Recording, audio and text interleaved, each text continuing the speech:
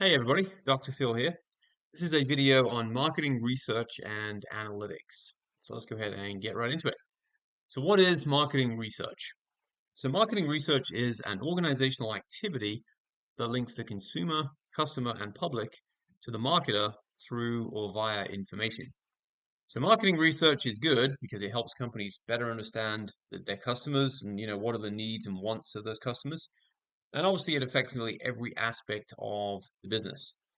Um, there's in kind of more recent years, there's been a heavy investment by firms in business analytics technologies, and one of the benefits of such technologies is, of course, the benefits with respect to marketing research. So, what is marketing research? Well, we could kind of think of this from the standpoint of the four P's. So, obviously, the four P's of marketing: product, price, place, and promotion, right? So we can think about pricing more specifically from the standpoint of demand analysis. What do we think demand is going to do? Is it going to go up? Is it going to go down? We can think about place from the standpoint of sales forecasting, and we can think about promotional activities from the standpoint of advertising effectiveness studies. So, you know, are we getting the bang for our buck with respect to advertising money that we're spending? So marketing research is increasingly important to understanding consumer preferences and is a key driver of the marketing strategy for organizations of all sizes. So, just because you're a small company, maybe you don't have a lot of resources, you could be, undercapitalized. That doesn't mean that you shouldn't be spending money on marketing research. I mean, at minimum, you should at least have a social media presence, right?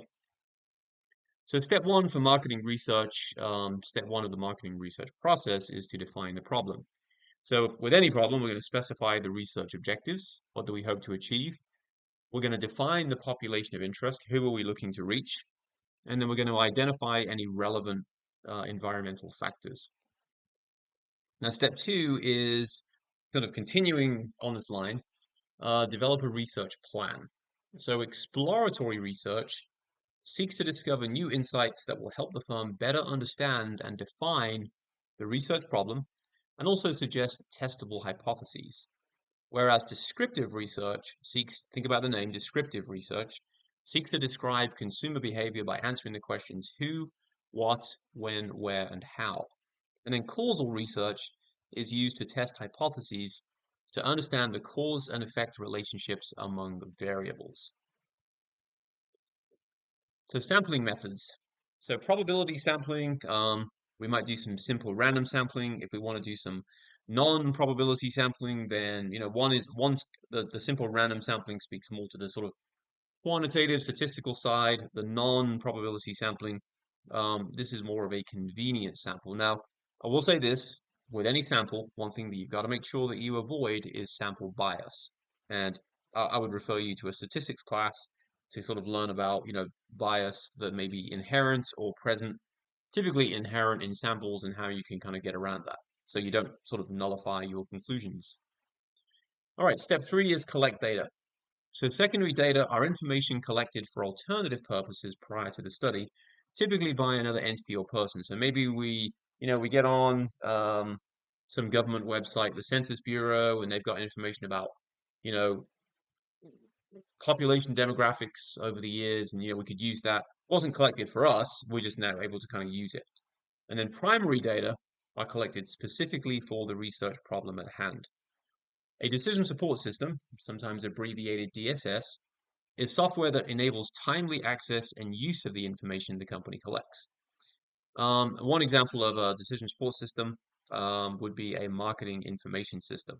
So we can think about track things like marketing expenditures, the target market, how it was segmented, so on and so forth.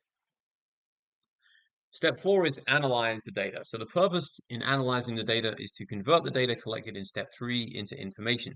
One way we could do that is by one-way frequency counts. So maybe like how many times things, come up. Um, just real quickly, the idea of data versus information, it maybe sounds like the same thing. Data is just think of like data as just numbers, right? They don't mean anything unless you're able to extract something useful from them.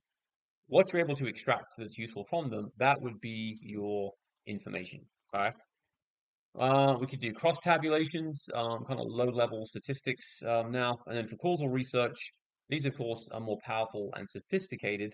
Um, that would be more like multivariate statistical techniques that are way beyond the scope of what I want to cover in here.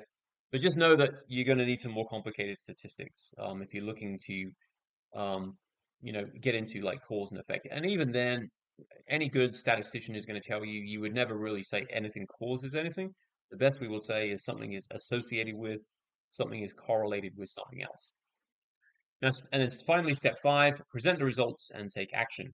So we're going to present a formal written report to decision makers to sort of let them know what we learned.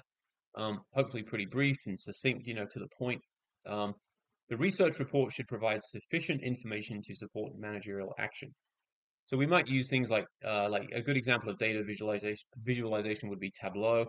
We can help decision makers uncover patterns in the data and grasp difficult to understand concepts. You know the old saying, a picture is worth 1,000 words. That's where programs like Tableau will really kind of, and other types of infographics will really kind of come into their own. Now, the use of secondary data for business research. Remember, secondary data is data that was already out there. We just kind of grabbed it, and things like data sets, for example, that we might want to use. So one example, as I put here, is panel data. So think about like data. We've collected data on, I don't know, household income across the US for all 50 states for the last, say, 20 years. So that would be an example of panel data. Um, we may also look into or delve into things like competitive intelligence in the context of scanning the environment to figure out, what are our competitors doing? What kind of technologies are they leveraging? What experiences are their customers having with them? Just to name a few. And then secondary data sources, internal company data could be one. Things like sales records, accounting and finance info, customer support records, Salesforce reports, so on and so forth. So yeah, we can get secondary data internally. We may also get it externally from things like government sources, trade associations, media sources, and commercial sources. So yeah, there's probably a lot of useful data is probably going to be available. A lot of useful secondary data is probably going to be available internally, but we may be able to sort of supplement or complement that with external secondary data. And then big data and predictive analytics. So big data, we sort of live in this like data and information age. There's sort of this just TMI, too much information overload of data. There's more data than you can ever possibly hope to process and understand now. So we think about like the volume, the velocity, and the variety of structured and unstructured information are growing exponentially, right? So many marketers are leveraging big data sources by applying what we call predictive analytics. So we can have, and this again, I'm not going to get into this is kind of like a machine learning type class setup, but we have unsupervised learning and we have supervised learning. So just know that if all I want you to take away from the slide is that marketers are looking to and in some cases successfully leveraging big data. They're collecting all this data, right? Why when it's being housed in these big data warehouses, why would they not use it, right? Why would they not use it? Especially if they have it, because it's a lot cheaper than getting it from somebody else. Maybe having to buy a data set from somebody else, um, and using it to inform future decisions about what's the company selling that people like? What do they not like? What is the future of this company? What are the future likely demands? Maybe segmented out. And then qualitative research. So qualitative, you got quantitative, which of course is numbers. Qualitative is basically everything that's not numbers.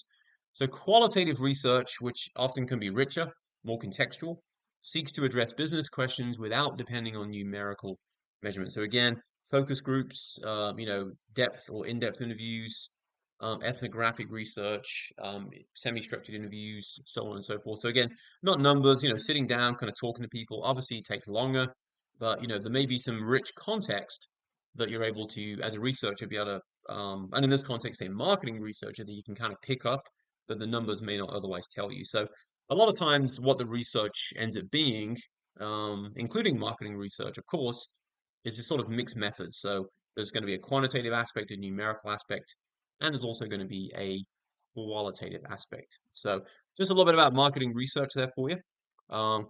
So with respect to quantitative methods, we want to make sure really these two things, reliable and valid. So we want to make sure that whatever research instruments we're using, we want to make sure that the instrument is reliable. And what we mean by that is that it's actually it's reliably testing what we want.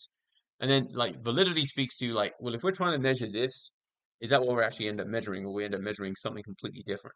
because it might be reliable, but if it's like reliably measuring the wrong thing, then it's no use to us, right? So we've got to think about, is it reliable and is it also valid? And we can test things with, we may do like a field experiment. We may just do like a pilot, just to test our reliability and validity. Those two terms are very big in sort of the research world that I live in.